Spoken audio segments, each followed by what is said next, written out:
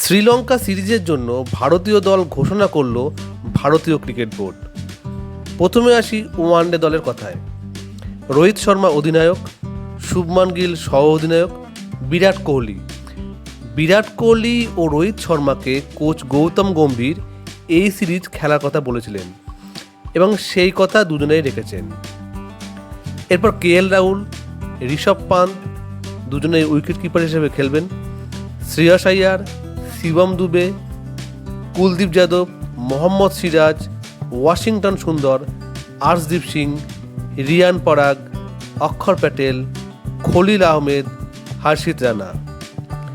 খুব ভালো একটা স্কোয়াড। তবে হার্দিক পান্ডিয়া, রবীন্দ্র জাদেজা ও জাসপ্রীত বুমরা এই তিনজন এই ODI দলে নেই।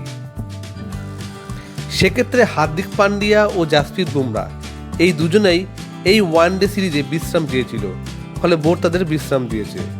কিন্তু রবীন্দ্র জাদেজাকে বিশ্রাম দেওয়া হয়েছে নাকি বাদ দেওয়া হয়েছে সেটা পরিষ্কার নয়, কারণ জাদেজার T20 বিশ্বকাপের পারফরমেন্স খুব একটা ভালো ছিল না। এবার আসি শ্রীলঙ্কার বিরুদ্ধে ঘোষিত ভারতীয় T20 দলের কথায়। ভারতীয় T20 দলের নতুন অধিনায়ক সূর্যকুমার যাদব।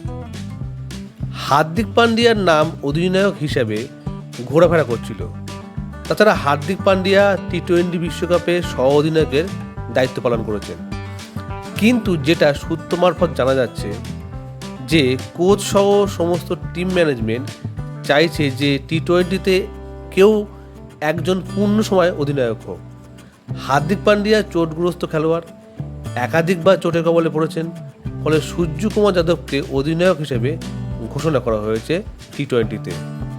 এছাড়া দলে আছেন শুভমান গিল সহ অধিনায়ক, যশস্বী জয়সওয়াল, রিঙ্কু সিং, রিয়ান পরাগ, ঋষভ পান্ত, সঞ্জু স্যামসন, হার্দিক পান্ডিয়া, শিবম দুবে, অক্ষর প্যাটেল, ওয়াশিংটন সুন্দর, রবি বিষ্ণই, যার সম্বন্ধে গৌতম গম্ভীর বলেছিলেন আগামী দিনে খুব বড় একটা ক্রিকেটার আমরা পেতে চলেছি।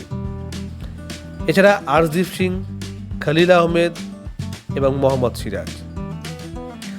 ICC চ্যাম্পিয়ন ট্রফির আগে ভারতের তেমন কোনো ওয়ানডে সিরিজ নেই। ফলত নতুন কোচ গৌতম গম্ভীর চাইছিলেন যে সব সিনিয়র খেলোয়াড়দের নিয়ে দল গঠন করতে। ফলে গৌতম গম্ভীর রোহিত, বিরাটদের সঙ্গ নিয়েই তার ভারতীয় দলের কোচিং শুরু করতে যাচ্ছেন।